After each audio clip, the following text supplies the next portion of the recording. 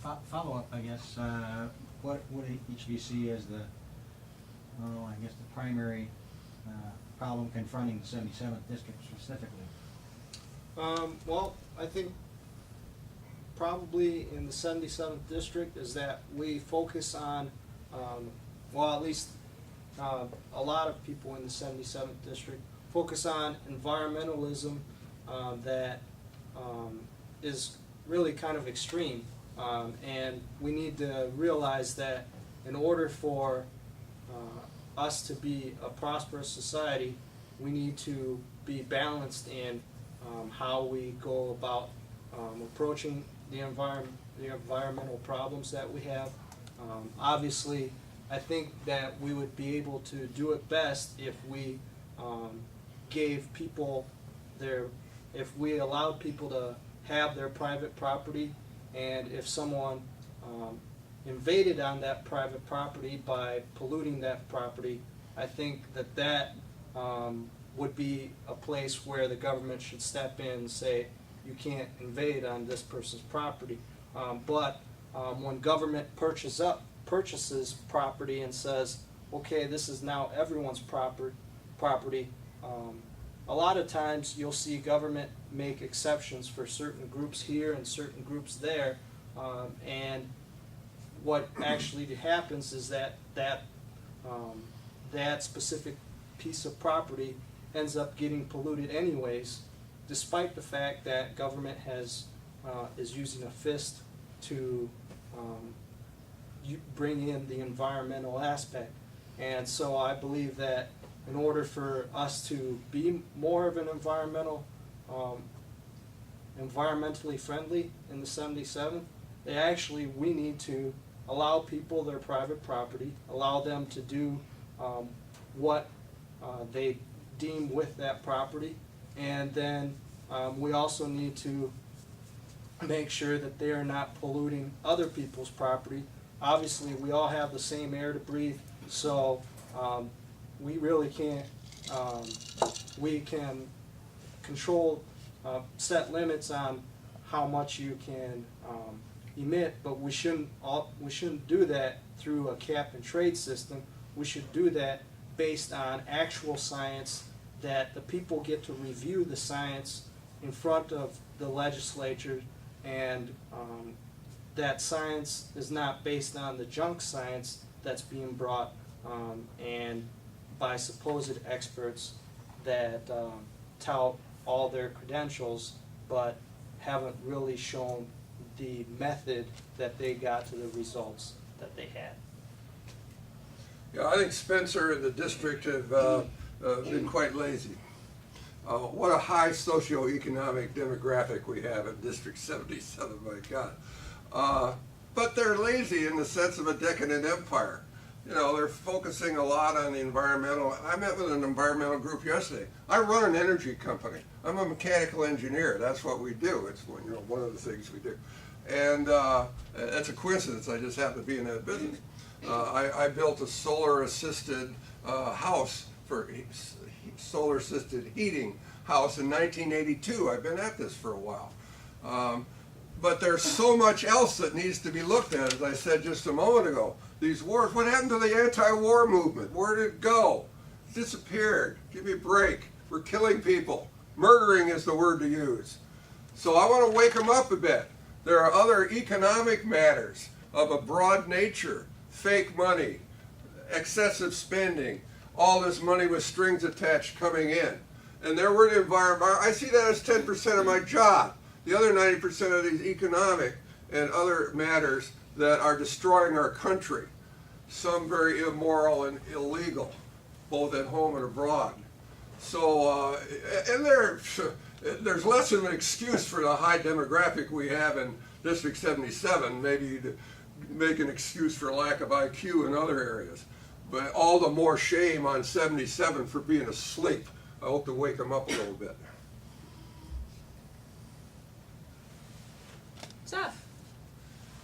Recently, Google CEO Eric Schmidt said, recently Google CEO Eric Schmidt said that because this generation and future generations kids are putting lots of things on the internet that they may not be so happy is there 10, 20 years from now, and that the internet is sort of forever, that we should streamline and make easier changing names. Now that's a Changing function that- names? Changing your name should be made easier.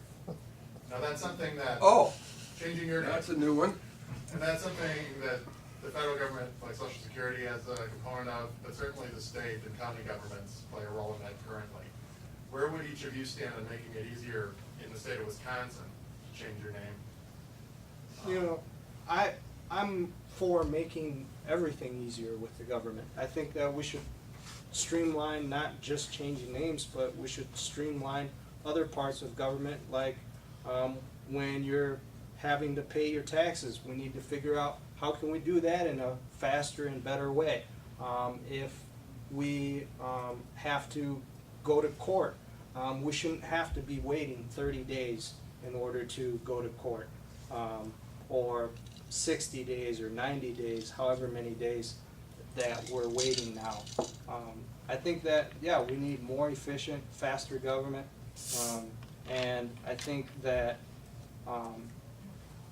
that when we do get more efficient, faster government, we should also be sure not to overstep the bounds of what the government is supposed to do. That's a new one on me. I lived in Silicon Valley for 20 years. I was co-founder of one of these well-known Silicon Valley startups in telecommunications, and it included the internet. In fact, the company I worked for in the 70s in Palo Alto was part of starting the internet, although we didn't know it at the time. So I'm into that up to my nose. And I see changing names as avoiding the problem. I mean, I'm for not having abuse of people's personal records. And you know, fight the core. I'm always wanting to peel the onion to look for the core problem, not put Band-Aids all over. And I see that as a Band-Aid. I hadn't heard it before, but that's my initial reaction. Well, I think the idea is that a lot of people, when they're young, do this not knowing that this is going to follow them around for their much of their Teach life. it in school. Teach ID protection in school. But I also wondered what you thought about the ability to change your name easily may break down family ties. Nah, And I wouldn't. also what you might think about implications for national security if people can easily. See, I don't mind changing your name, like David said. And by the way, he and I agree on most everything because we're principle Constitution based. That's not the problem. Fine, change your name. What do I care? But it doesn't solve the problem of abusive probing into your personal life by people that are trying to do harm. That's what we got to go after. So I'm for doing whatever. See, you look on my site, and especially the Forward USI site, which does more, but on here I have this core principle. The government's job is to protect our rights from violation by others, which means you can do whatever you want yourself, as long as you're not violating someone else's rights. That includes drugs and a lot of things, you know, as long as you don't bother someone else. However, the government is now probing and trying to manage our lives and be mother and nanny and so forth. So name changes, most things I say, none of the government's business. Not how, what, if, how, when. It's none of their business. Go away. And so I take that in the same sense. It applies to an awful lot of things. We get in the habit that the government's boss, or mother, or funder, or controller, or owner, he's a servant, a contractor, nothing less. That's the Constitution tells them what they can do. You got bad habits, that's part of the decadence. Response, David? Yeah, I would say that that really, like Dave said, that government shouldn't be involved in all these different areas of our lives, but they should be protecting our rights. And when someone is scoping out what we are and trying to find out who we are and trying to get access to our information online and using that for different ways to generate profit or steal from us or maybe even find out where we live and harm us, I think that that's a point where the government needs to step in and hold that person accountable for what they're doing. And I believe that we should have laws that will give a harsh penalty for someone who attempts to steal someone's identity.